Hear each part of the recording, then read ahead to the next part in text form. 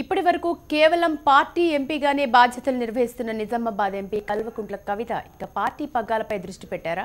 తెలంగాణ జాగృతి అధ్యక్షురాలు భవిష్యత్తులో party working president పై ఆసక్తి చూపుతున్నారా? ఇటీవల ఆమె పార్టీ కార్యక్రమాల రెగ్యులర్గా హాజరు కావడం వర్కింగ్ ప్రెసిడెంట్ రేస్లో ఉన్నాననే సంకేతాలు అందించడానికేనా? తాజా పరిణామాలు గమనిస్తే అవుననే అనిపిస్తున్నాయి.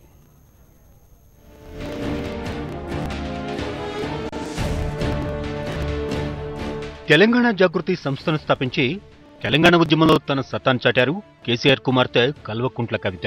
నాటి ఉద్యమంలో జాగృతి సంస్థ ద్వారా అనేక కార్యక్రమాలు చేపట్టి పార్టీతో సంబంధం లేకుండానే తనకు ఇమేజ్ను సంపాదించుకున్నారు.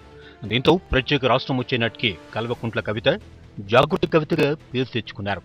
దీంతో ప్రత్యేక రాష్ట్రం ఏర్పడి ఎన్నికలు వచ్చాక ఆమెకు ఎంపీ టికెట్ ని టీఆర్ఎస్ పార్టీ కేటాయించింది. నిజామాబాద్ ఎంపీ స్థానంతో పాటు తన నియోజకవర్గంలోని అన్ని అసెంబ్లీ స్థానాలను సైతం గెలిపించడంతో కవితకు రాష్ట్రమంతటా ఇమేజ్ పెరిగింది. కేసీఆర్ సీఎం బాధ్యతలు చేపట్టినట్టు నుంచి పార్టీ కార్యక్రమాలకు సమయాన్ని కేటాయించలేకపోవడం వల్ల పార్టీకి వర్కింగ్ ప్రెసిడెంట్ నియమించాలనే ప్రచారం సాగుతోంది. ఏప్రిల్లో నిర్వహించిన తొలి ప్లీనరీ సమావేశాల్లోనే వర్కింగ్ ప్రెసిడెంట్ గా ప్రకటిస్తారని భావించినా కొన్ని కారణాల వల్ల కేసీఆర్ ఆ నిర్ణయాన్ని వాయిదా వేసుకున్నట్లుగా తెలుస్తోంది.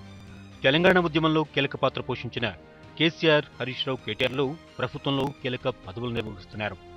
వీరి తర్వాత అంతటి పాపులారిటీ ఉన్న నాయకురాలు కవిత. ఆమెకు పార్టీ పగ్గాలు అప్పగిస్తారని తాజాగా పార్టీలో ప్రచారం సాగుతోంది. నిజామాబాద్ ఎంపీగా కవిత పార్టీ కార్యక్రమాలను కేవలం తన నియోజకవర్గానికే పరిమితం చేయకుండా రాష్ట్రమంతటా పర్యటిస్తున్నారు. ఇటీవల నిజామాబాద్ జిల్లా పార్టీ రివ్యూ మీటింగ్ నిర్వహించి పార్టీ కార్యకర్తలకు భరోసానిచ్చారు. ఒక ఎంపీ జిల్లా పార్టీ రివ్యూ నిర్వహించవచ్చా అనే ప్రచారం పార్టీలో జరిగింది. అంతేకాకుండా ఆ మీటింగ్లో పార్టీ కార్యకర్తలకు పార్టీ పదవులపై భరోసానిచ్చారు. పార్టీ అధినేత ప్రభుత్వంలో బిజీగా ఉండడం వల్లే పార్టీపై దృష్టి పెట్టలేకపోతున్నారని, త్వరలో పార్టీ పదవులు, నామినేటెడ్ పోస్టులు వస్తాయంటూ హామీ ఇచ్చారు. దీంతో పార్టీ పగ్గాల త్వరలో కవిత చేతిలోకి వస్తాయనే ప్రచారం పార్టీలో చూరందుకుంది. దీనికి తోడుగా రాష్ట్రంలో వరుసగా రైతుల ఆత్మహత్యలు జరుగుతూ ఉండడంతో వెంటనే స్పందించిన కవిత ఆత్మహత్యలు చేసుకున్న రైతు కుటుంబాలను ఆదుకోవడానికి కార్యక్రమాన్ని రూపొందించారు. రైతు ఆత్మహత్యలతో పార్టీ బలహీనపడకుండా కార్యక్రమాలను సొంతంగా నిర్వహిస్తున్నారు. ఇప్పటికి కూడా అక్కడక్కడ రైతన్నలు మంచి నీళ్ళు లేక, అదేవిధంగా కాలం కలిసిరాక సఫర్ అవుతున్నటువంటి విషయం వాస్తవమే.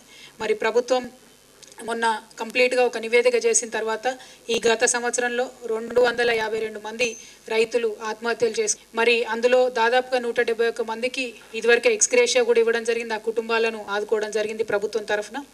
ఇక ముందు అటువంటి తప్పిదాలు జరగొద్దు అనుకుంటున్నాం. ఒకవేళ అట్లా జరిగితే మన ప్రభుత్వం వైపు నుంచి దాదాపుగా 6 లక్షల రూపాయల ఎక్స్గ్రేషియాను కూడా పొందించడం కూడా జరిగింది. ఒక స్వచ్ఛంద సంస్థగా తెలంగాణ జాగృతి ఈ బాధ్యతను చేపట్టాలని చెప్పి నిర్ణయించుకోవడం జరిగింది. ఆ తర్వాత మేము ఒక పిలుపునిచ్చాం. తెలంగాణ జాగృతి నుండి చాలా మంది ముందుకు రావడం జరిగింది.